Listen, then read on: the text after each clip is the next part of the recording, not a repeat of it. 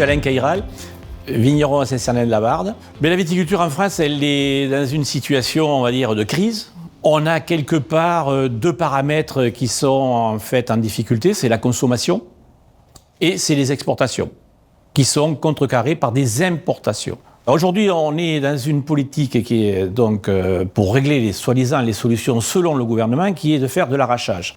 Ça n'apporte aucune solution au problème de la viticulture. On va démolir notre capital vignoble, on va devenir en manque de production et on va perdre des marchés. Je m'appelle Julien Fauché, je suis vigneron à Pomport, près de Bergerac.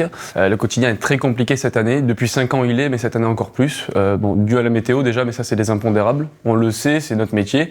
Le problème, c'est tout ce qu'on nous impose à côté, quoi. Beaucoup de réglementations, beaucoup de normes administratives, donc ça fait beaucoup de travail. Le vigneron doit faire tout.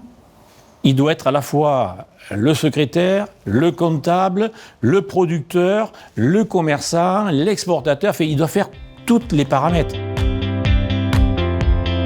Je suis Yohann Boto, viticulteur à Saint-Antoine-de-Breuil. Cette année, de janvier, février, mars, j'ai fait un burn-out. J'étais complètement sur les rotules. On fait le même chiffre d'affaires, comme je dis, on bosse. Je fais 60 000 km par an. Je livre tous mes clients dans la France. J'ai beaucoup de clientèle particulière. Et on a fait les mêmes chiffres, on a fait les mêmes volumes de bouteilles, tout. Mais quand on paye tout, il ne reste pas grand-chose.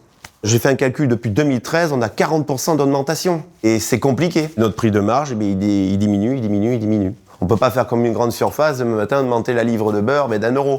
Le client, il va dire, non, écoutez, voilà, on ne peut pas faire ces choses comme ça. Comparé aux heures qu'on fait chaque semaine, chaque mois, tout au long de l'année, le revenu disponible pour créer une famille, fonder une famille, parce que c'est ce qui est le but aussi, pouvoir transmettre l'exploitation quand on arrivera à la retraite.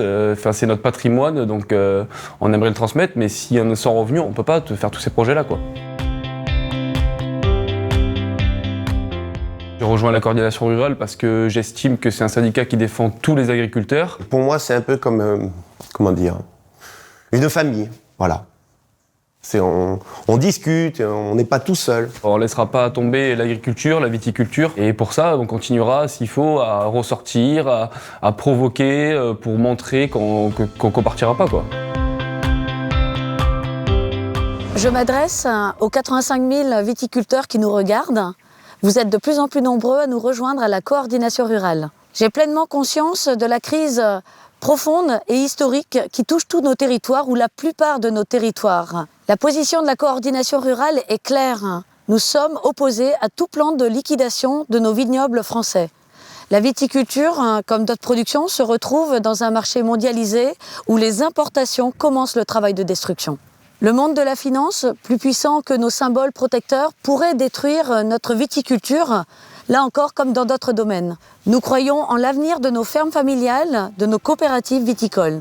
Nous nous battons pour que les vignobles restent dans nos familles. C'est une des priorités de la coordination rurale. La viticulture génère chaque année 15 milliards d'euros de chiffre d'affaires.